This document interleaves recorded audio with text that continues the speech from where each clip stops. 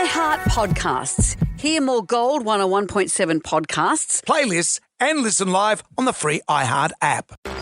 Jonesy and Amanda. Jam Nation. It's a new docu-series on Netflix. I watched it last night. It's got everyone in the office talking. It's called American Manhunt, Osama bin Laden. It follows, of course, the hunt for bin Laden following the 9/11 attacks. Amongst those featured is Tracy Walder, a former CIA agent who was in the space of a year, went from being a university student to joining the hunt for Osama bin Laden. Quite extraordinary. Tracy, hello.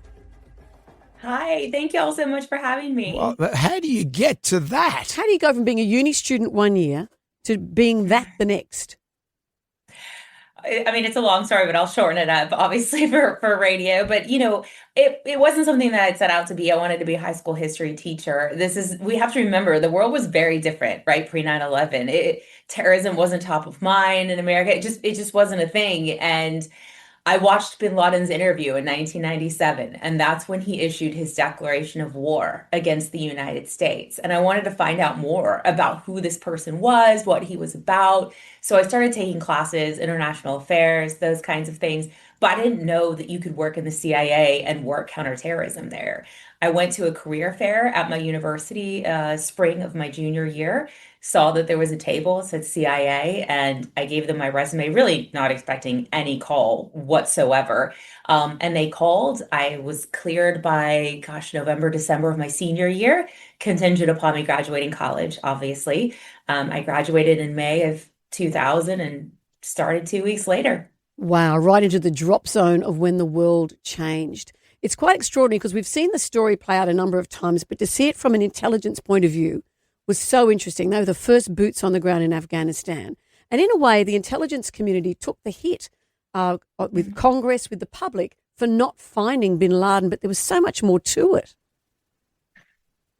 Yeah, it was very frustrating. It was frustrating, obviously, being at the agency at that time. I think I talk a little bit in the documentary that there wasn't a lot of time to have feelings about things, right? No one really cared what we thought. But obviously, I think looking back, we were all very deeply affected by the fact that we were essentially blamed, right, for missing September 11th. The 9/11 Commission blamed us for that. And I think we thought, specifically at that moment in Tora Bora, really that we could, in a way, right, avenge the deaths of these individuals and kind of shirk some of that blame that we had gotten and change the narrative just a little bit. So it was really frustrating, obviously, being on duty that night and losing bin Laden, essentially. And that's when he made his journey into Pakistan. Because Tora Bora was when, about a month after September 11, you knew he was in the Afghanistan mountains. You said, we can get him. You wanted the military to come in and you didn't get the backup.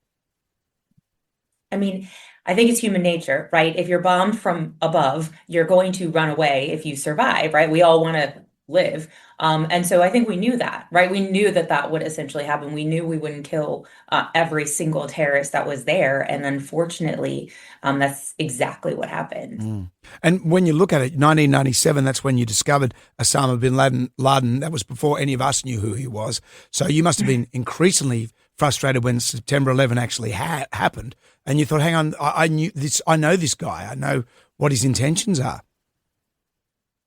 I don't know that I necessarily knew what he would do, right? Like I had lived through that first World Trade Center bombing that we had in 1993 from the Blind Sheikh. And then we also were in the kind of dawn of terrorism, homegrown terrorism. We had the Oklahoma City bombing that had happened just 2 years after that. And so now we have this person who is declaring war on us. And I think, yes, it was very frustrating, particularly once I got to the agency, to realize that actually that's not where the focus was. So at the time, the focus was very much on Central and South America. There was like a lot of coup d'etats and counter narcotics issues going on there, as well as Russia, because Russia's kind of always been on our radar. It was a very small group that, in all honesty, didn't get a whole lot of attention.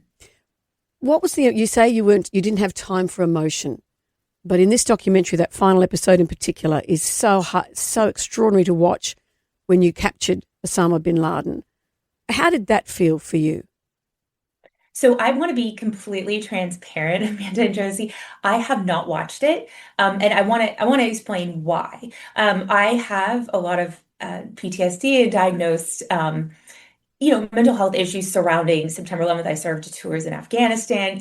There's a lot that goes around that. And so it's difficult for me to watch it. So I just want to Of course. be Sure. honest and Understood. open about that. But I do think that it felt good to get him, and this might surprise listeners.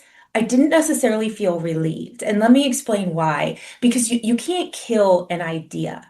And I talk about this in the book that I wrote, that it's like starfish, right? You cut off, one of the arms of the star and it grows back over time. And what I was concerned about was that we got bin Laden, therefore people, the government, money would stop caring about terrorism, and it would grow and fester again, and then there would be another attack. So that was actually my concern. I was obviously happy.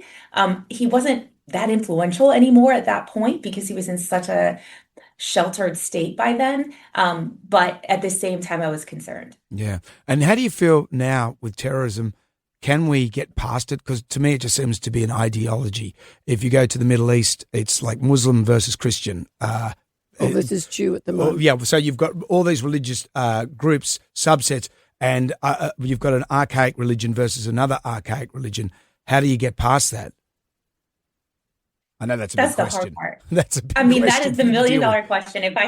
If I could solve that, we would be all set. It would really You'd be be on good, an island Tracy, by now. if you could wrap that up right now. If you wrapped up Middle East peace, we would be out of here. All done. We could play some Nickelback and we'd be happy. But Yes, it's not going to happen. exactly. It's not going to happen now. But Tracy, it's a great Netflix series, American Manhunt. Osama bin I'd Laden is out recommend it now to anyone. on It's Netflix. so good. Tracy Walder, thank you for joining us. Thank you, Tracy. Thank you for having me.